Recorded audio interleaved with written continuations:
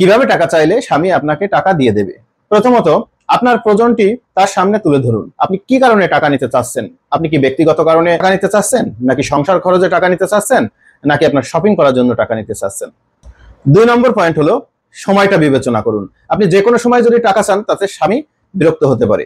সুতরাং আপনি এমন একটি সময় টাকা চান যখন স্বামীর মুড ভালো থাকে।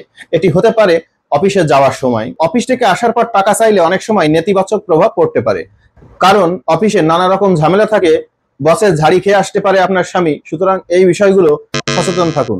পরের পয়েন্ট হলো কৃতজ্ঞতা প্রকাশ করা। আপনার স্বামী যদি আপনাকে টাকা দিয়ে থাকে, তাহলে অবশ্যই আপনি তাকে কৃতজ্ঞতা প্রকাশ করুন।